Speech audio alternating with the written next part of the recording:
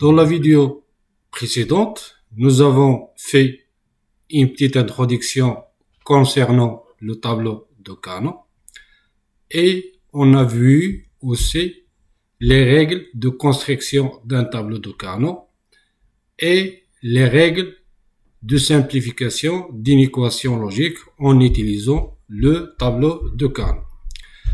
Dans cette vidéo, on va voir deux exercices. Le premier exercice, nous avons une équation logique et on va simplifier cette équation par la méthode de tableau de Carnot.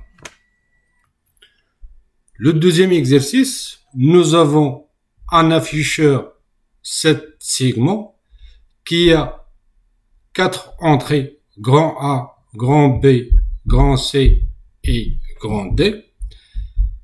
Et l'afficheur, il a 7 LED petit a, petit b, c, d, e, f et g.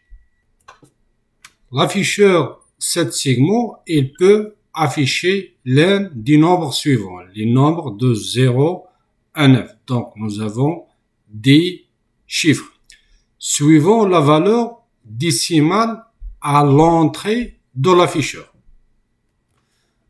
Par exemple, si nous avons le D égale à 0 logique, C 1 logique, B égale à 0 logique, A égale à 1 logique, dans ce cas, la valeur décimale à l'entrée de l'afficheur, c'est 0,1,0,1 qui est 5.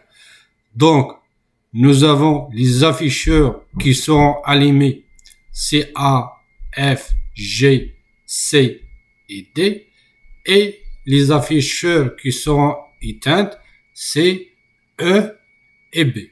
Donc, l'objectif de cet exercice, c'est trouver les équations des sorties de chaque LED en fonction des entrées grand A, grand B, grand C et grand D.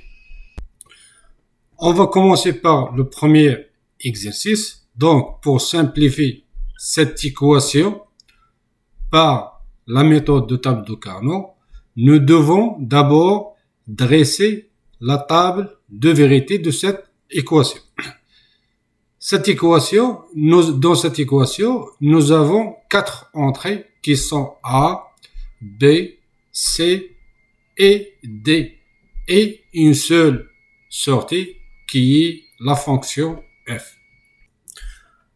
Pour remplir les possibilités des entrées, on va utiliser la méthode suivante. Pour la première colonne des entrées qui est D, on va faire des alternances entre 0 et 1. Donc, nous avons ici des alternances entre le nombre logique 0 et 1. 0, 1, 0, 1 jusqu'à la fin. Pour la deuxième colonne, on fait des alternances entre 2 0, 2 1. Pour la troisième colonne, on fait des alternances entre 4 0 et 4 1. Pour la dernière colonne, on va faire des alternances entre 8 0 et 8 1.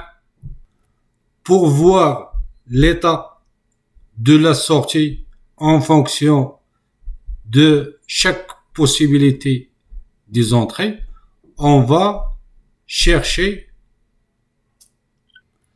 l'état de chaque terme de la fonction f en fonction bien sûr des possibilités des entrées A, B, C, D. Donc ici nous avons 3 termes.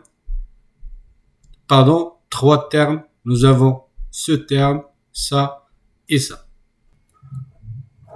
Pour le terme A, B, C bas, ce terme égale à 1, c'est A égale à 1, B égale à 1, C égale à 0 et le D, peu importe. Donc, on va pour le D, on va mettre ici x. Donc, le f égale à 1, c'est a égale à 1, b égale à 1 et c égale à 0 et le d, peu importe. Donc, on va chercher dans le tableau la valeur 1, 0, 1, 1, 0 pour A, B et C. Donc, nous avons ici, nous avons deux possibilités. J'ai cette possibilité et j'ai cette possibilité. Donc, dans les deux cas, nous avons f égale à 1, 1. Pour le deuxième terme, A, C bar, D égale à 1. Donc, ce terme égale à 1, C, A égale à 1. B n'intervient pas dans ce terme. Donc, le B, C, peu importe. Le C, C bar, donc le C égale à 0. Et le D égale à 1. Donc, ce terme égale à 1. CA égale à 1, C égale à 0, et le D égale à 1, et le B, peu importe. Donc, on va chercher ici dans les possibilités où A égale à 1, C égale à 0, et D égale à 1. Ici, dans les possibilités, j'ai cette possibilité, 1, 0, 1, donc cette possibilité.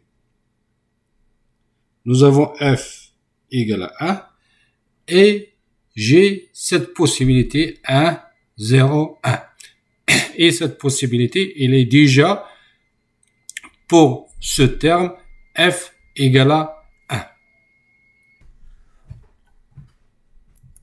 Pour le dernier terme qui est a, b bar, c, d égale à 1, c'est a égale à 1, le b égale à 0, le C égale à 1 et le D égale à 1. Dans la table de vérité, cette possibilité, c'est 1, 0, 1, 1. C'est cette possibilité.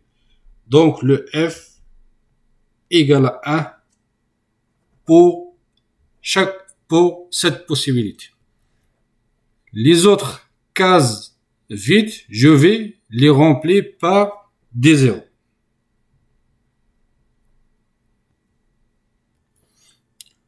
Pour remplir le tableau de Carnot rapidement, je vais utiliser la méthode suivante. D'abord, je vais conserver le même ordre des entrées. Ici, dans la table de vérité, j'ai A, B, C, D. De la même, ici, j'ai A, B, C, D. Après, je vais prendre des paquets de 4 éléments. J'ai les premiers états de la sortie, j'ai 1, 2, 3, 4. Ces 4 éléments, ils seront dans la première ligne du tableau de Carnot. Donc, les 4 sont des zéros. Ici, j'ai 0, 0, 0, 0. Si par exemple, ici, j'ai 1, donc, il faut permettre ici. Donc, si par exemple ici j'ai 1, donc le tableau de Carnot, il sera 0, 0, 1, 0. Pour le deuxième paquet des 4, nous avons 4. Aussi, ce sont des 0. Pour le troisième paquet des 4, ils seront pour la quatrième ligne.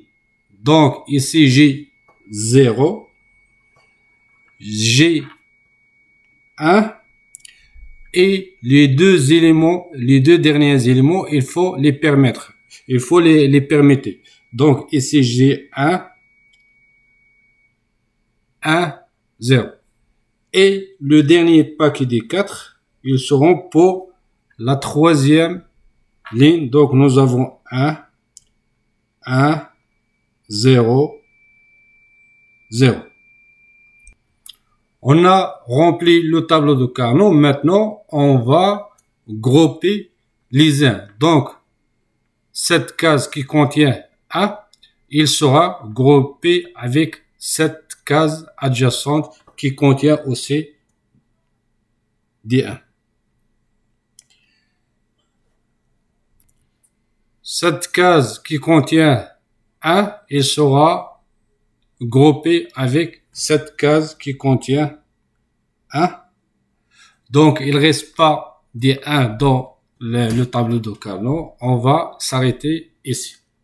Maintenant, on va faire la mise en équation des groupements qu'on a fait. Pour le groupement qui est en jaune. Horizontalement, nous avons le C, il change de l'état. Donc, le C n'intervient pas dans l'équation de ce groupement. Le D, il est toujours égal à 1. Donc, le D, il va intervenir dans cette équation. Verticalement, nous avons le B et le A, il a conservé sa valeur qui est égale à 1. Donc, on va écrire A dans l'équation. Et le B, il est toujours égal à 0. Donc, on va écrire B bar dans l'équation. Ou le groupement qui est en vert. Le groupement qui est en vert, horizontalement, nous avons le D, il change de l'état, donc le D n'intervient pas dans l'équation, et le C, il est toujours égal à 0, donc on va écrire C dans l'équation. Verticalement, A et B, ils conservent toujours ces états qui sont 1. Donc le A, on va écrire A dans l'équation. Et on va écrire B dans l'équation. Donc, l'équation simplifiée de F, c'est cette équation. Pour cet exercice, pour déterminer les équations des sorties, on va construire la table de vérité de ce système. Nous avons les entrées C, grand D, C, B et A. Et les sorties, c'est les affiches, les LED A, B, C, D, E, F, G. Et on va remplir les possibilités de la table de vérité de la même façon qu'on avait dans l'exercice 1. Des alternances entre 0, 1, 0, 1 pour cette colonne, 2, 0, 2, 1 pour cette colonne, 4, 0, 4, 1 pour cette colonne et 8, 0, 8, 1 pour cette colonne. Pour la première possibilité qui est 0, 0, 0, 0 pour tous les entrées, les 0, nous avons ici, si tous les entrées égale à 0, donc nous avons 0 décimal. Et 0 décimal, ça veut dire tous les LED sont allumés sauf la LED G. Donc, le A, la sortie A, il sera égal à 1. Le B égal à 1. Le C égal à 1. Le D égal à 1. Le E égal à 1. Le F égal à 1. Et le G égal à 0. Pour la deuxième possibilité, J 0, 0, 0, 1, ça veut dire que 1 décimal, ça veut dire D et C les seuls qui seront allumés et les autres, ils sont éteints. Donc, le D égale à 1, le C égale à 1 et les autres égale à 0. Pour la deuxième possibilité 0, 0, 1, 0, c'est 2 décimales. 2 décimales, nous avons le F et les C, les seuls qui seront éteintes, F et C. F, le C égale à 0 et le F égale à 0 et les autres égale à 1, 1, 1. Pour 0, 0, 1, 1, nous avons 3 décimales. 3 décimales, nous avons seulement 2 lettres qui seront éteintes, c'est F et E. Donc F et E, ils seront égaux à 0. F et E, ils seront égaux à 0 et les autres égaux à 1, 1. Et de la même façon, on va remplir les autres numéros qui sont 4, 5, 6, 7, 8 et 9. Pour les autres possibilités qui sont 10 jusqu'à 15, ces possibilités ne nous intéressent pas. Donc, on va remplir ces cases par des X.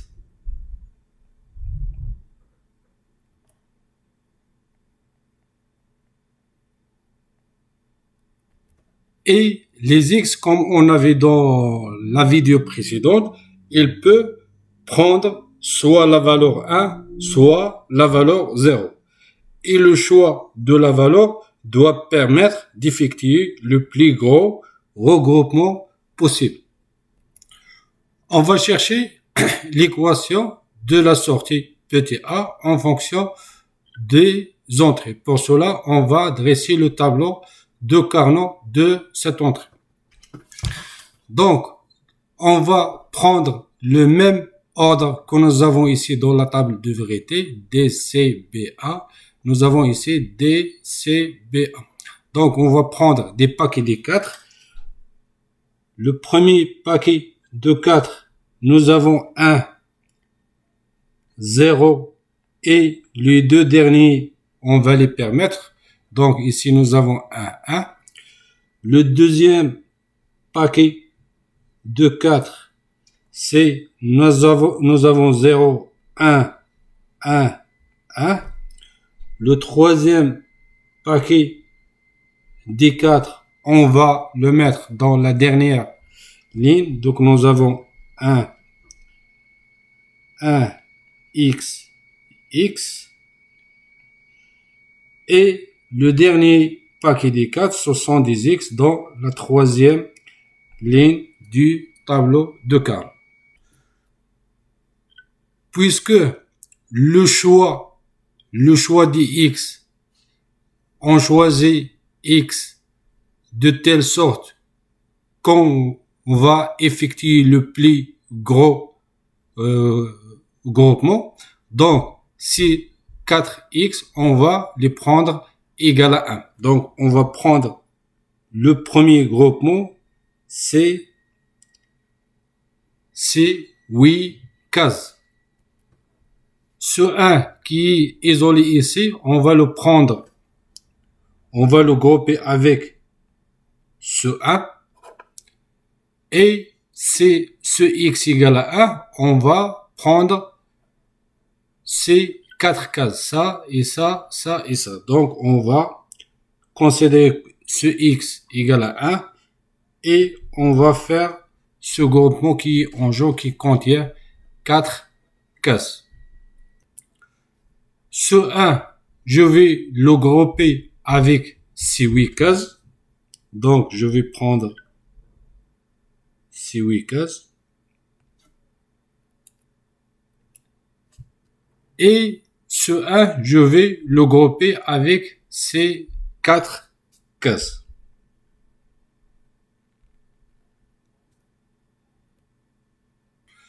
Donc ici, nous avons 4 groupements, vert, bleu, rouge et jaune. Donc, pour l'équation de A simplifiée, on va commencer par le groupement qui est en jaune. Nous avons horizontalement des C, A et C. Le B, il change de l'état, donc il n'intervient pas dans l'équation. Et le A, il est toujours égal à 0. Donc, on va écrire à bas dans l'équation.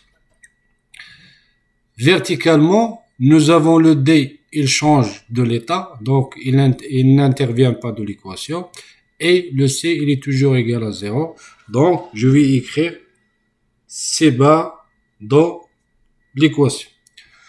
Pour le groupement qui est en bleu,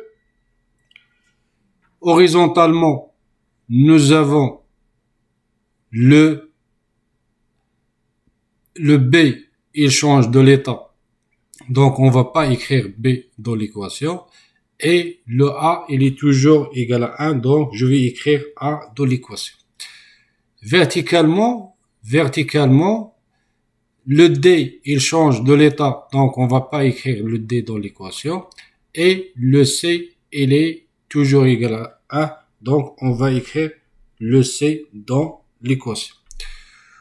Pour le groupement qui est en vert, horizontalement, nous avons le B, il change l'état 2 fois. Et le A, il change aussi l'état 2 fois. Donc, on va pas écrire ni A ni B dans l'équation. Horizontalement, le C, il change de l'état. Donc, on va pas écrire le C dans l'équation. Et le D, il est toujours égal à 1. Donc, on va écrire D dans l'équation. Pour le groupement qui est en rouge, verticalement, nous avons le B toujours égal à 1. Donc, on va écrire B dans l'équation. Le A, il change de l'état. Donc, on va pas écrire le A dans l'équation. Verticalement, le D et le C, les deux, ils changent l'état 2 fois. Donc, on va pas écrire ni D ni C dans l'équation. Donc, l'équation de A, de la lettre A en fonction de A, B, C, D, c'est A bar et C bar, O, A, et C, O, D, O, B. Pour l'équation de la sortie petit b, de la même façon, on va toujours garder les mêmes ordres DCBA, DCBA. Donc, je vais prendre des paquets de 4 de la sortie B. Nous avons ces 4 valeurs. On va les mettre dans la première ligne, 4, 1. Le deuxième paquet, c'est 1, 0. Et les deux dernières valeurs, on va les permettre. Donc, on va voir ici, c'est 1 et ici, c'est 0. Pour le troisième paquet, on va le mettre dans la dernière ligne du tableau de Carnot. Donc, ici, nous avons 1, X, X.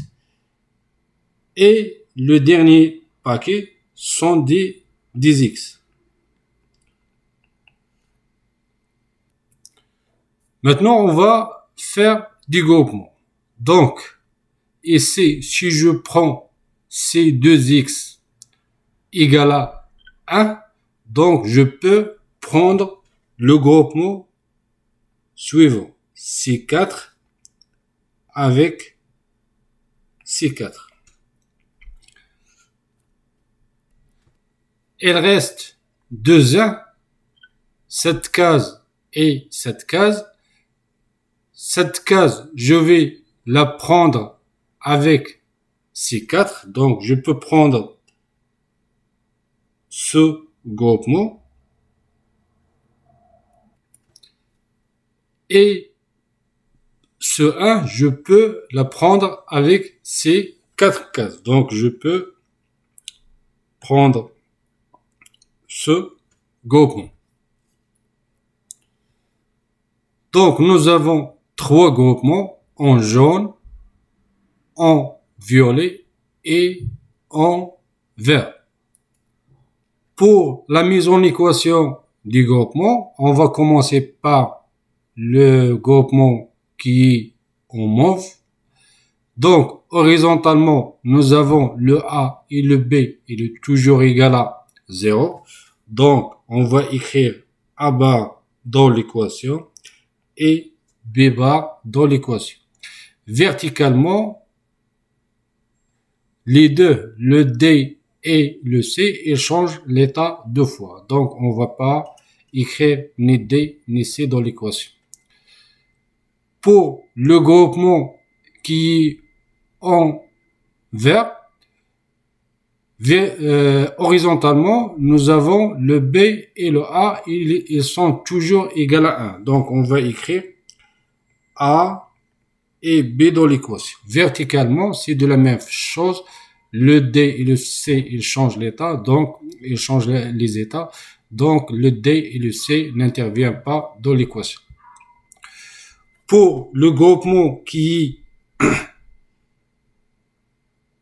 est en jaune, horizontalement, nous avons le B et le A, ils changent l'état deux fois. Donc, les A et B n'interviennent pas dans l'équation. Verticalement, le D, il change l'état ici égal à 0, ici égal à 1. Donc, le D n'intervient pas dans l'équation. Et on va voir, et le C, il est égal à 0. 0, il est toujours égal à 0. Donc, le C, il intervient. On va écrire le C bar dans l'équation. Donc, l'équation de B en fonction des entrées, c'est A bar, B bar, O, A, B, O, C bar. Et de la même façon, on va trouver les équations de la sortie C, D, E, F et G.